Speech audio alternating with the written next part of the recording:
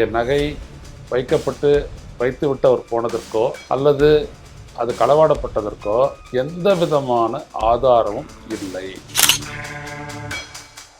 நம்ம சொல்கிறோம் மத்திய புலனாய்வு கழகம் சிபிஐன்னு அடிச்சுக்கிறோம். இவ்வளோதானே சிபிஐ. வலிமையை உறுதி செய்யும் சிலாஜித், கவனத்தை மேம்படுத்தும் அஸ்வகந்தா மற்றும் உயிர் சக்தியை பெருக செய்யும் சஃபேடு முஸ்லி போன்ற இமயமலையின் உணவுப் பொருட்களை கொண்டு வந்து மிஸ்டர் பர்ஃபெக்ட் உருவாக்கப்பட்டுள்ளது. உங்கள் முழு குடும்பத்தின் ஆரோக்கியத்தை மா நேச்சுரல்ஸ் மூலம் உறுதி செய்திருங்கள். 100% இயற்கையான மூலிகை பொருட்கள் மூலம் உருவாக்கப்பட்ட மிஸ்டர் பர்ஃபெக்ட் மற்றும் மிஸ் பர்ஃபெக்ட் தலைமுறையாக குடும்பங்களின் உடல் வலிமை, மன வலிமை மற்றும் மகிழ்ச்சியை பெருக செய்கிறது.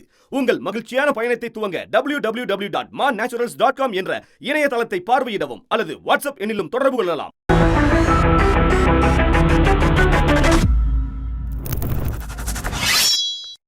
வணக்கம் தொடர்களே. ரோஸ்டர் செய்தியின் வாயிலாக இன்று மீண்டும் உங்களை சந்திப்பதில் பெரும் மகிழ்ச்சி அடைகின்றேன். நாம் யாரும் மறந்திருக்க மாட்டோம்.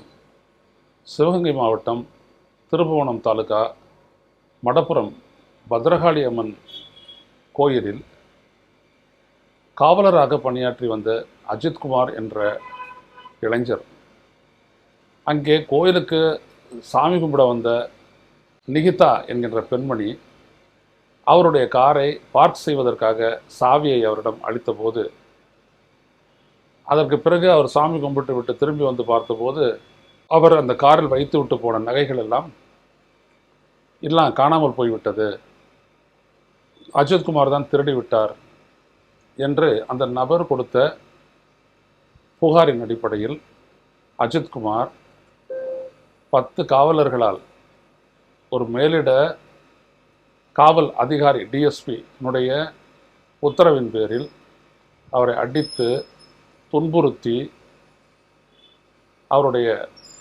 மரணத்திற்கு வித்திட்டார்கள், கொலை செய்து விட்டார்கள். கஸ்டோடியல் டெத்து, விசாரணை காவல் மரணம்.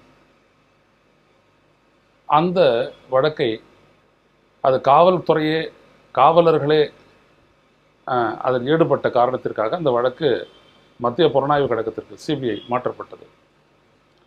இவ்வழக்கை விசாரித்த சிபிஐ சென்னை உயர்நீதிமன்றத்தினுடைய மதுரை கிளையில் ஒரு முக்கிய விடயத்தை கூறியிருக்கிறது. நீதிபதி ஸ்ரீமதி முன் அந்த வழக்கு விசாரணைக்கு வந்தபோது அவர்கள் சொல்லியிருக்கிறார்கள், நீதிபதி கேட்டிருக்கிறார், இந்த மரணம், இந்த காவல் மரணத்திற்கு காரணமான அந்த புகார், தான் காரில் வைத்துவிட்ட நகை காணாமல் போய்விட்டது என்று நிகிதா என்பவர் புகார் அளித்தாரே, அந்த புகார் என்ன ஆனது, அதனுடைய உண்மைத்தன்மை என்ன என்று நீதிபதி விளக்கியிருக்கிறார். அதற்கு மபுக மத்திய புலனாய்வு கழக அதிகாரி என்ன கூறியிருக்கிறார் என்றால், அதற்கான எந்த ஆதாரமும் இல்லை. அங்கே நகை வைத்துவிட்டு அவர் போனதற்கோ அல்லது அது களவாடப்பட்டதற்கோ எந்த விதமான ஆதாரமும் இல்லை. எனவே அஜித்குமாருக்கு எதிரான அந்த குற்றச்சாட்டு, அந்த புகார் முடித்து வைக்கப்பட்டு விட்டது என்றார். Closed, that case has been closed என்று சொல்லியிருக்கின்றார்.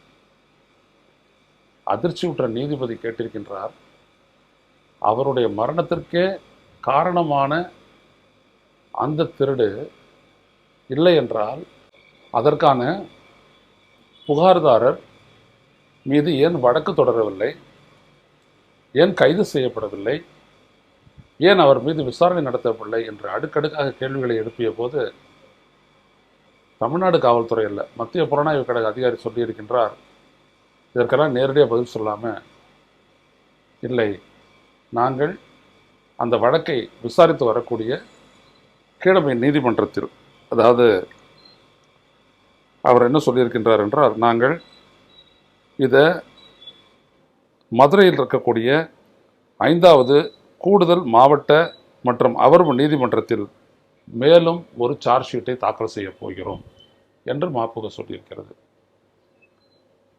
இது வினோதமாக இருக்கிறது. ஒரு காவல்துறையே ஒரே ஒரு இளைஞனுக்கு எதிராக வரிந்து கட்டிக்கொண்டு வன்மத்துடன் இறங்கி காட்டு மிராண்டித்தனமாக தாக்குதல் நடத்தி, இங்கே வைத்திருக்கிறாயா, அங்கே கொண்டு போயிருக்கிறாயா, உன் நண்பர்களுக்கு தெரியுமா, அப்படியா இப்படியா என்று சொல்லி அவர் மீது மிளகாயை தூவி தண்ணீர் கேட்டார், அதுலேயும் மிளகாய் பொடியை கலந்து கொடுத்து தரங்கெட்ட கொடூரமான வகையில் சித்திரவதை செய்து கடைசியில் அவர் கொல்லப்பட்டு விட்டார். இந்த வழக்கில் முதல் விசாரணையே வந்துட்டு இந்த நகை தொடர்பானதாகத்தான் இருக்கும் மத்திய புலனாய்வு கழகத்திற்கு. அது இல்லைன்ன உடனேயே அப்போ நிக்கிதாவுடைய நோக்கம்னா ஏன் இந்த மாதிரி கொடுத்தாங்க? நிக்கிதாவால் நிரூபிக்க முடியல. அந்த இடத்துல நான் நகையை வச்சுட்டு போனன்றது அவங்களால நிரூபிக்க முடியல. என்ன நகை, ஏது, எதுக்கு நீங்கள் அதை அந்த நகையை வச்சுட்டு, அதாவது எந்த ஒரு பெண்ணும் நகையெல்லாம் அப்படியே சுருட்டி ஒரு பையில் போட்டு அப்படியே காரில் வச்சு, அதுவும் அந்த காரினுடைய சாவி இன்னொருத்தர்கிட்ட கொடுத்து அதை போய்ட்டு பார்க் பண்ண சொல்லுன்னு சொல்லவே மாட்டாங்க. ஏன்னா அவங்களுடைய முதன்மை பற்று வந்துட்டு பார்த்தீங்க அப்படின்னம்னா நிச்சயமாக நகை மீது தான் இருக்கும். அந்த நிக்கிதாவுடைய வாழ்க்கை, அதனுடைய பின்னணி எல்லாமே வந்துட்டு ரொம்ப வேறு விதமானது, ஒரு சராசரி பெண்ணுக்குரியதல்ல. அப்படிப்பட்ட ஒரு பெண்ணுக்கு அவர் கொடுத்த புகாரில், அதுவும் அந்த பொய் புகார் என்று தெரிந்த பின்னரும் கூட அவர் மீது வழக்கு தொடர்ந்து விசாரிக்கப்பட்டதா, என்ன, ஏன் கைது செய்யப்படலைன்னு கேட்கும்போது, நாங்கள் கூடுதலாக ஒரு சார்ஜ் ஷீட்டை ஃபைல் பண்ண போகிறோம் அப்படின்னு சொல்லிட்டு ஒரு எவேசியோ ஒரு பதிலை வந்துட்டு மத்திய புலனாய்வு கழகம் கொடுத்துருக்குன்னா இதை என்னவென்று சொல்லுவது? அப்போ அவ்வளவு பெரிய அளவிற்கு செல்வாக்கு மிக்கவர் அந்த நிக்கிதா என்பவர். சட்டத்தின் முன்னால் அனைவரும் சமம் என்கின்ற இந்திய பீனல் கோடினுடைய இந்திய அந்த சட்டத்தின் கீழ், சட்டத்தின்படி அப்போ என்ன அர்த்தம்னு தெரியல. சட்டத்தின் முன்னால் அனைவரும் சமம் அப்படின்னும் போது ஒருவர் கொடுத்த புகாரின் மீது முறையான விசாரணை நடக்கவில்லை. காட்டுமிராண்டித்தனமான ஒரு விசாரணை மேற்கொள்ளப்பட்டு, தாக்குதல் மேற்கொள்ளப்பட்டு அந்த குற்றச்சாட்டப்பட்டவர் கொல்லப்பட்டு விட்டார். அதன் பிறகாவது புகார் கொடுத்தவரை பற்றி விசாரிக்க வேண்டுமா இல்லையா? அதை பற்றி எதுவுமே இல்லாமல் கேஸ் க்ளோஸ்ட் அப்படின்னு சொல்கிறாங்கன்னா என்ன அர்த்தம்? அப்போ இந்த நாட்டில் எந்த ஒரு விடயத்திலேயே ஒரு சின்னதாக யாருக்கும் தெரியாது நிக்கிதா என்கின்ற ஒரு பெண்மணி கொடுத்த வழக்கிலேயே எந்த அளவிற்கு காவல்துறையும் மாப்புக்காவும் பம்மும் பதுங்கும் அப்படின்னா பெரிய இடத்துலலாம் நீங்கள் எப்படி நடந்துக்குவீங்க? இந்த வழக்கு விசாரணை 4ஆம் தேதி நடந்து 5ஆம் தேதி இதெல்லாம் செய்தி ஆகிருக்கு. நானே 2 நாளைக்கு அப்புறம் தான் பேசுகிறேன். ஏன்னா அட்லீஸ்ட் அதுக்கப்புறமாவது நிக்கிதா கைது செய்யப்பட்ட செய்தி வரும், அவரிடம் விசாரணை நடத்தப்பட்ட செய்தி வரும் அப்படின்னு பார்த்தா இல்லை. இன்னைக்கு தேதி 7, நான் பேசும்போது மணி 6.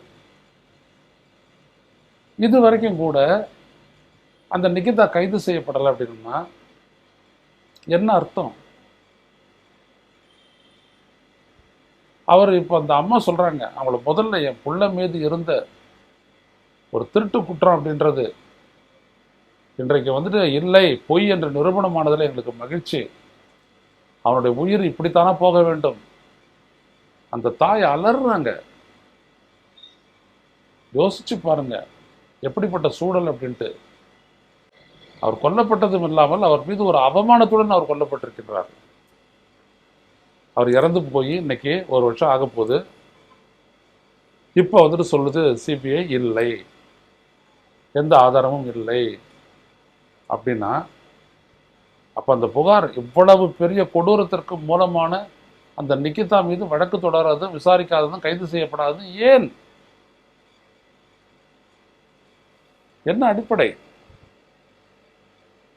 இந்த நடந்த படுகொலைக்கெல்லாம் வந்துட்டு காரணம் இல்லை, அதெல்லாம் இருக்கட்டும், நிக்கிதாவுக்கு அதுக்கு சம்மந்தம் இல்லைன்னு நீங்கள் சொல்லிடலாம். புகார் கொடுத்தாங்களே, என்ன அடிப்படையில் புகார் கொடுத்தாங்க? அது எந்த ஆதாரமும் இல்லைன்னா அது தவறான பொய் புகார்னு தெரியுது இல்லை. பொய் புகார் கொடுத்த குற்றச்சாட்டின் மீது அவங்களை கைது செய்யலாம் இல்லை. அது மட்டுமல்லாமல் அவர்கள் தன்னுடைய இன்ஃப்ளூயன்ஸை பயன்படுத்தி காவல்துறையினுடைய உயர் அதிகாரி போலீஸ் ஸ்டேஷனுக்கு சம்மந்தப்படாத ஒரு டிஎஸ்பியை இன்ஃப்ளூயன்ஸ் பண்ணி அவருக்கு கீழே இருந்த காவலர்களை அனுப்பி அஜித்குமார் மீது இப்படிப்பட்ட ஒரு கொடூர தாக்குதல் நடத்த காரணம் என்ன? இதையெல்லாம் விசாரிக்க வேணாவா? நம்ம சொல்றோம் மத்திய புலனாய்வு கழகம் சிபிஐன்னு அடிச்சுக்கிறோம். இவ்வளவுதானே சிபிஐ? என்ன அடிப்படையில் நீங்கள் கைது செய்யவில்லை? 4, 5, 6, 7 இன்றைக்கு 4வது நாள். நீதிமன்றத்தின் மூலம் உலகத்துக்கு தெரிந்த 4வது நாள். இதுவரை கைது செய்யப்பட்ட வரலாறு தெரியவில்லை, தகவல் இல்லை. இந்த நாட்டினுடைய காவல் கட்டமைப்பு இப்படியான ஒரு நிலையில் இருந்தால், விக்ஷித் பாரத், வளர்ந்த நாடு, 3வது பொருளாதாரம் இதெல்லாம் சொல்லிட்டு இந்த நாட்டு பிரதமர்லேருந்து கீழே இருக்கிறவங்க வரைக்கும் ஏமாத்துறீங்க அப்படின்னா என்ன அர்த்தம்? எனவே சிபிஐ உடனடியாக இது தொடர்பாக நிகிதாவை கைது செய்வதற்கான முகாந்திரம் இருக்கிறது, கைது செய்யப்பட வேண்டும். அது பொய் புகார் என்றால் ஏன் அவர் கொடுத்தார்? அவரை போன்ற ஒருவருக்கும் மடப்புறம் கோயிலினுடைய காவலாளியாக இருந்த அஜித்குமாருக்கு எந்த விதமான உறவு, உட்பகை, வெடிப்பகை எதுவும் இருக்கிறதுக்கான வாய்ப்பு இல்லை. பிறகு ஏன் அதை செஞ்சாங்க? நான் யார் அப்படின்னு காட்டுறதுக்கா? ஏன்னா நிகிதா போன்றவருடைய வாழ்க்கை வழிமுறையெல்லாம் வேற. அஜித்குமார் போன்ற ஒரு சாதாரண மனிதன் ஒரு கோவில் காவலாளியாக இருந்து அந்த சம்பளத்தில் வச்சுக்கிட்டு குடும்பத்தை காப்பாற்றிக்கிட்டு 10ஓட 11 உழன்றுக்கு கொடுக்கக்கூடிய ஒரு சமூகத்தில் அவன் மீது ஒரு திருட்டு குற்றம் சாட்டப்பட்டு கொல்லப்படுவான் என்றால் இது என்ன விதமான பாதுகாப்பு? புரியவில்லை. எனவே இதற்கு சிபிஐ பதிலளித்தாக வேண்டும், மக்கள் முன்னால் சொல்லியாக வேண்டும். சார்ஜ் ஷீட்லாம் நீங்கள் பண்ணத்தான் போறீங்க, ரைட்டு. நிகிதா பற்றி ஏன் விசாரிக்கல? அதை பற்றி ஏன் எந்த தகவலும் இல்லை? அதில் ஏதாவது இராணுவ ரகசியம், தேச ரகசியம் ஏதாவது பாதுகாப்பு அடங்கியிருக்கா? சொல்லுங்க, அதையாவது வெளியில். என்ன கடைசி புகலிடம் தானே, தேசப்பற்று, தேச பாதுகாப்பு, இராணுவ ரகசியம். எதிர்பார்க்கின்றோம். மபுக பொள்ளாச்சி வடக்கில் எப்படி செயல்பட்டதோ அதே மாதிரி இங்கேயும் செயல்பட வேண்டும் என்று எதிர்பார்க்கின்றோம். மீண்டும் சந்திப்போம். நன்றி, வணக்கம். ஊடகம் கார்ப்பரேட் அரசியல்வாதிகளின் கைப்பாவையாக, அடிமைகளாக இருந்தது போதும். இனி சாட்டை எடுத்து சுழற்றும் நேரம் வந்துவிட்டது. ஊடகம் பொதுமக்களாகிய உங்களுக்காக, உங்களாலேயே இயக்கப்பட வேண்டும். ஊடக சுதந்திரத்திற்காக உங்களின் பங்களிப்பை இன்றே அளித்திடுங்கள்.